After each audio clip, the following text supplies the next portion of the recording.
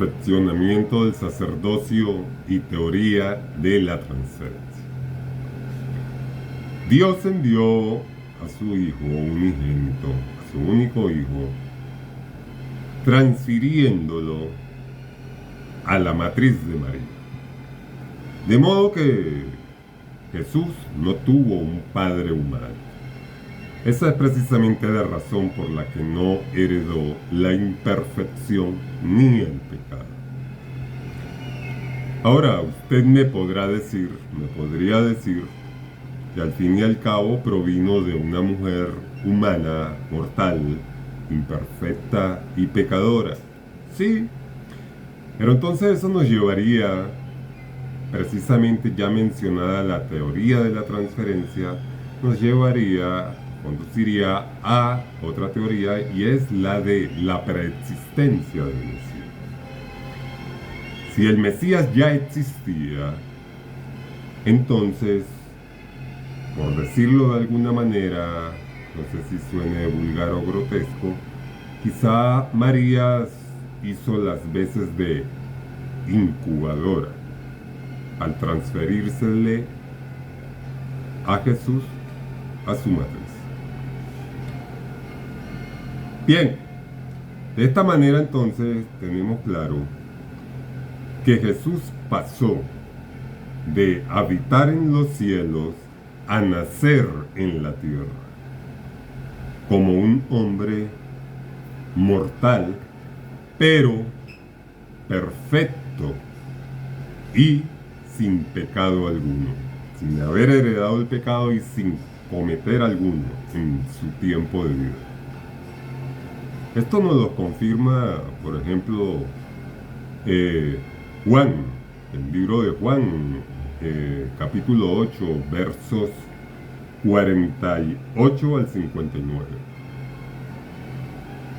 Así que de esta manera, pues, algo que a lo que debemos ajustarnos es a lo que dice, por ejemplo, Juan. Juan, digamos, aperturando su libro, uno de sus libros, el Evangelio, el más conocido, el Evangelio de Juan, cuando apertura como dije, su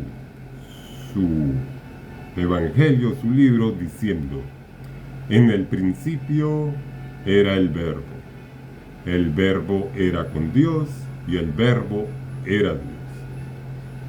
En el verso segundo dice: este era en el principio con Dios. El 3 nos sigue diciendo: por todas las cosas fueron hechas, sin nada hubiera sido hecho. De tal manera, pues, que nos está iluminando, de alguna manera nos está ilustrando respecto a la preexistencia del Mesías. Es así, pues, que de esta manera podemos decir que solo ha habido dos hombres perfectos desde la creación. El primero fue Adán, por supuesto, hasta que terminó sucumbiendo al pecado. Y el segundo, por supuesto, Jesús, cuando se encarnó, se materializó. Solamente que Jesús sí se mantuvo perfecto. Es precisamente por esta razón que a Jesús se le conoce como el segundo Adán. Primero, porque fue creado, al encarnarse, por supuesto, al igual que Adán. Y además, hay que acotar que no tuviera un padre humano, y estas son las razones por las que no heredó Jesús pecado alguno. De todas maneras, digamos, fueron humanos creados por Dios. Haciendo honor al título del video, vamos a introducirnos en el tema del sacerdocio. El tema del sacerdocio. Melquisedec, personaje rey y sacerdote, de características además muy distintas a los acostumbrados sacerdotes arónicos, según el sistema sacerdotal en Israel. El escrito de Hebreos 7 confirma, el escrito de Hebreos 7 nos confirma que Melquisedec es superior a Aarón y por tanto su sacerdocio. De esta manera Melquisedec viene a reemplazar a Aarón. Una razón por la que esto se presenta así. Bueno, quizá probablemente es que el sacerdocio aarónico o levítico era imperfecto. Por esta misma razón es que lo termina superando el sacerdocio según el orden de Melquisedec. Hebreos 7, 11 al 19, Hebreos 7, versos 11 al 19, nos da, nos manifiesta todo esto que estoy mencionando. Vamos a citar, por ejemplo, algunos versos de esta cita. Hebreos 7, 11 al 14. Nos dice: si pues la perfección fuera por el sacerdocio levítico, porque bajo él recibió el pueblo la ley, ¿qué necesidad habría de que se levante otro sacerdote según el orden de Melquisedec y no sea llamado según el orden de Aarón? Porque cambiado el sacerdocio, necesario es que haya un cambio de ley. Y aquel de quien se dice esto es de otra tribu, de la cual nadie sirvió al altar. Porque manifiesto es, sigue diciendo Pablo, porque manifiesto es que nuestro Señor vino de la tribu de Judá, de la cual nada habló Moisés tocante al sacerdocio. Cierro comillas, final cita. Es necesario para esto tener claridad, tener claro cuál es el concepto preciso de la palabra perfección. La palabra perfección significa algo completo, algo terminado. Un sacerdote del Antiguo Testamento, por ejemplo, no podía, por medio de su ministerio o a través de su ministerio, perfeccionar o hacer completa la obra de unir a un hombre pecador con Dios que es santo. El Mesías, el orden de Melquisedec, sí lo puede realizar. Los sacerdotes presentaban ofrendas por los pecados de las personas. Pero como dice, tendríamos que atender al texto de Hebreos 7:19 cuando nos dice: pues nada perfeccionó la ley. En el contexto de lo anterior podemos deducir que Pablo literalmente nos está diciendo que tanto el sacerdocio arónico como la ley mosaica, la ley de Moisés,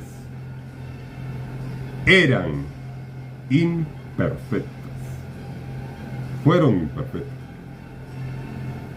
Esto hay que relativizarlo, por supuesto.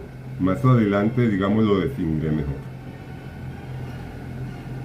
También podemos atender a Hebreos 10, versos 1 al 3, cuando nos sigue diciendo Pablo: porque la ley, teniendo la sombra de los bienes venideros, no la imagen misma de las cosas, nunca puede, por los mismos sacrificios que se ofrecen continuamente cada año, hacer perfectos a los que se acercan. De otra manera, cesarían de ofrecerse, nos dice Pablo. Nos termina diciendo: pues los que tributan este culto, limpios una vez, no tendrían ya más conciencia de pecado. Cierro comillas. Fin de la cita. El sacerdocio arónico fue una figura temporal de aquello, que es completo y final. El sistema mosaico no fue un sistema permanente. Como ha habido un cambio de sacerdocio, necesario es que haya un cambio de ley. Es decir, al menos relativamente hablando, parcialmente hablando, en lo atinente, en lo concerniente al tema del sacerdocio. En el sacerdocio levítico eran los sacerdotes litúrgicos los que fungían como mediadores entre Dios y los hombres, entre Dios y el pueblo. Es de esta manera que esto lo hacían, lo realizaban a través del sacrificio que constituía, el cual constituía la ofrenda en holocausto para la expiación del pecado. Con la llegada de Jesús, esta praxis quedó abolida, dejó de practicarse. Sacerdote, la palabra sacerdote en hebreo, todos sabemos que es Cohen, pero esta palabra Cohen también significa estar, literalmente, estar de pie. Y esto obedece al hecho de que el sacerdote, mientras el sacerdote, realizaba la liturgia, o incluso cuando realizaba durante los sacrificios, el sacerdote permanecía de pie, mientras el pueblo permanecía arrodillado. Otro término empleado también para definir la palabra sacerdote es leví, que además también significa bailarín. Esto debido a que más primitivamente, más antiguamente,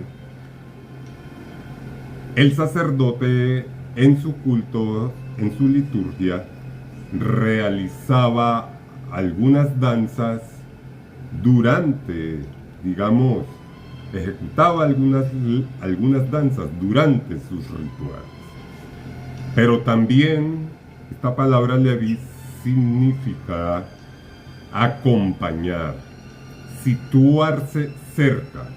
Esto tiene mucha relación con el hecho de que ustedes saben que mientras el pueblo de Israel fue nómada en el desierto, no había templo, por supuesto, pero sí estaba el tabernáculo, existía el tabernáculo. Y el tabernáculo siempre ellos se posicionaban primero lo custodiaban y todas las actividades religiosas eran realizadas por la tribu de Leví. Era la tribu que además rodeaba el tabernáculo cuando estaban desplazándose, cuando estaban marchando, digamos. Cuando acampaban, se solían ubicar alrededor del tabernáculo. Se solían, digamos, formar alrededor del tabernáculo. Me equivoqué, cuando avanzaban marchando, lo hacían era alrededor del arca de la alianza o del pacto. Entonces siempre era una formación, un orden, y se distribuían por tribus en esta formación.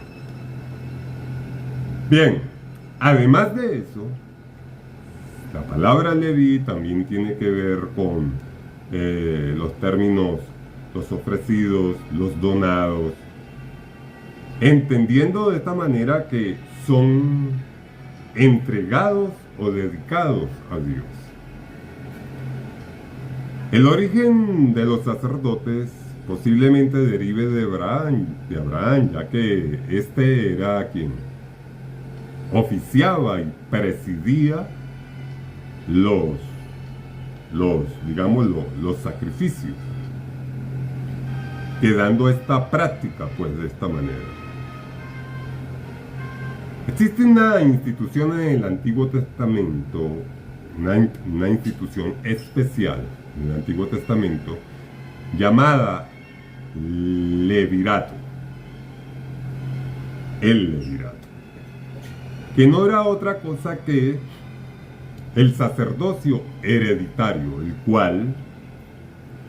cual se transfería de padre a hijo, como bien lo indica la palabra.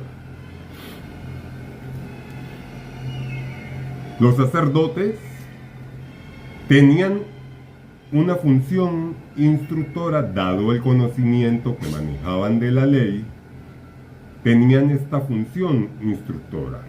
Por lo tanto, daban indicaciones y enseñanzas relativas a lo que debía ser el comportamiento judío, el comportamiento hebreo. Esta función se perdió, digamos, de alguna manera, en gran parte, dada la situación del destierro posterior. Cosa que favoreció, por supuesto, siglos más adelante, favoreció muchísimo a los doctores de la ley y a los rabinos.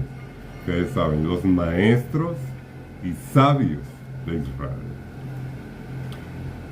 Estos doctores fueron los artífices de la compilación legislativa tras el destierro. Es por eso que asumieron esas funciones, terminaron asumiendo esas funciones.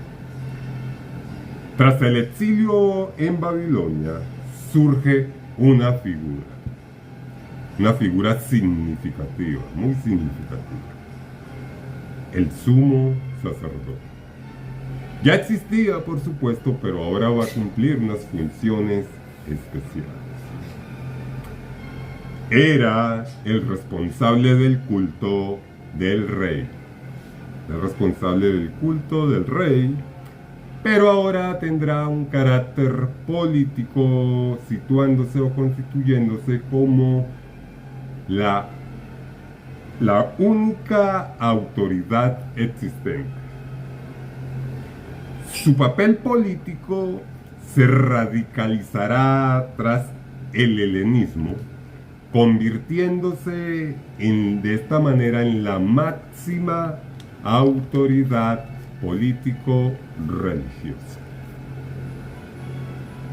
Es así como Roma repartirá su poder. Por un lado, apoyará al rey Herodes en lo político, mientras que por el otro apoyará el Sanedrín en lo religioso, por supuesto, con el sumo sacerdote al frente de esto.